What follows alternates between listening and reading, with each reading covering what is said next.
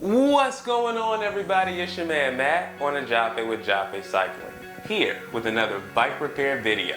Now today, you guys, we're going to be talking about brake pad replacements. So as you know, we've just installed our new carbon fiber Super Team new wheel set, and we're going to have to replace the current brake system, or at least the brake pads, to match those carbon wheel set. So in order to do that, we're going to talk first about the types of materials and the tools you'll need for this new repair. Very first thing, we need our Park Tools AWS-10. This is our Allen key set. Two keys we'll need in particular are going to be the 2mm as well as the 5mm Allen set. You'll also need your replacement brake shoe kit. This right here is just a Shimano Tiagra brake shoe kit. And then you'll need your carbon fiber brake pads. So this is the actual padding that's going to go into the shoe, which will make contact to the actual carbon wheel set. All right, guys, now that we got that, let's get into it. All right, so let's start by grabbing our Park Tools AWS-10 Allen key set. We're going to start by removing the existing brake kit shoe. So we'll take our 5mm Allen key and we'll go ahead and remove this. Always remember, lefty loosey, righty tighty. We're going to take this entire brake shoe off. And as you can see, we've got quite a bit of rust there and a nice amount of wear and tear on this particular brake shoe kit. So you'll want to do this for all 4 of your brake pads on the actual rim brake system. Let's take our replacement, and what you'll notice on the replacement, there's both the brake shoe as well as the brake pad. All right, so the brake pad is what actually makes contact to our rims. And you've got to understand that there's a significant amount of wear and tear that your brake pads take. So it's really important that you take the time to actually check these, I would say every 2 to 3 months, and it all depends on how often you ride.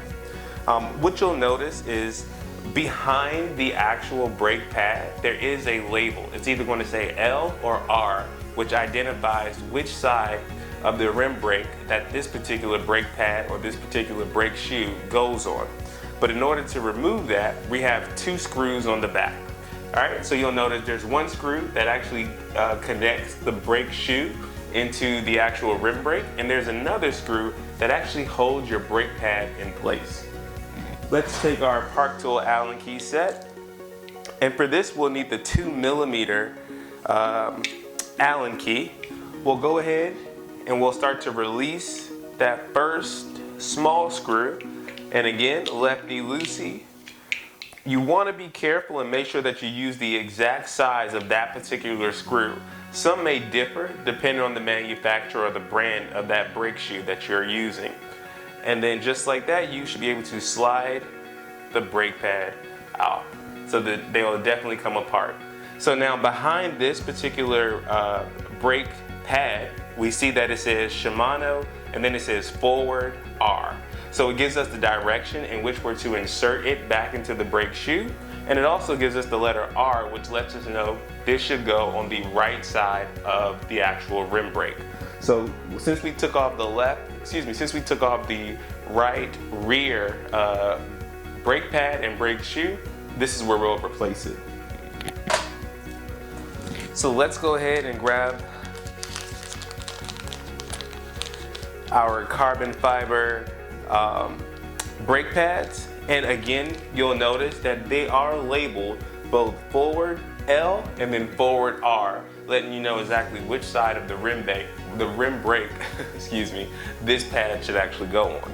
So I'm looking for right and forward. Awesome. All right, so here's the right one. So very similar to how we took the brake pad out as we removed the brake pad initially from the factory version. So we're going to insert the carbon brake pad the same exact way. Making sure this is the right side, we'll simply place that in, and then you want to push it through. Nice. So now we have the right brake pad into the right brake shoe. And then the same way we removed the brake pad previously, we want to go ahead using our 2mm Allen key is what we'll use to tighten this back up. Nice. And now you'll notice you can no longer remove that brake pad, which is really important because you don't want to get out on the trail or on the road and your brake pads are actually falling off the rim brake. That would be no fun. Let's go ahead and remove the rear screw as well, or the center screw, which goes on our rear one. That happens pretty often. Let's make sure we grab. So this is a really good rule of thumb. Anytime you drop something while you are working on your bike, what you want to do is you want to stand completely still. You don't want to move around until whatever is dropped completely stops and is still.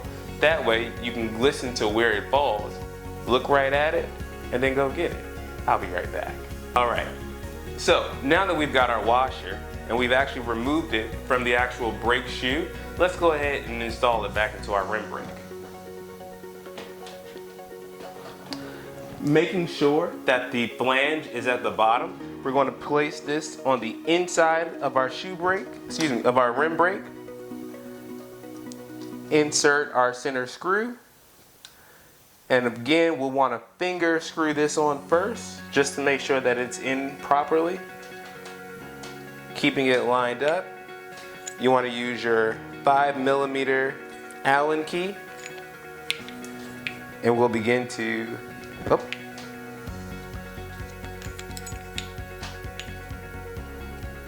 all right, and then we'll begin to screw that guy back in.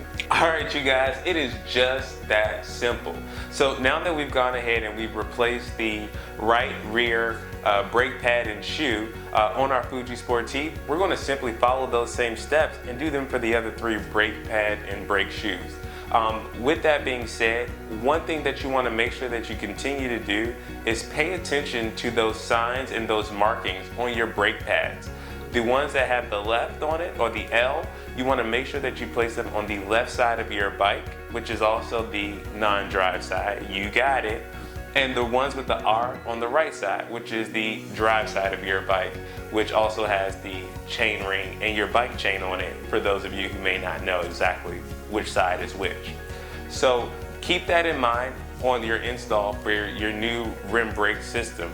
But if you guys have any questions, I'm really curious, leave them in the comments below. If this video was helpful to you at all, make sure to hit that like button and definitely subscribe to our YouTube channel. It really goes a long way. It helps us out with the YouTube algorithm, making sure that we continue to get our content out to our riders. As always, see you on the trails. Peace.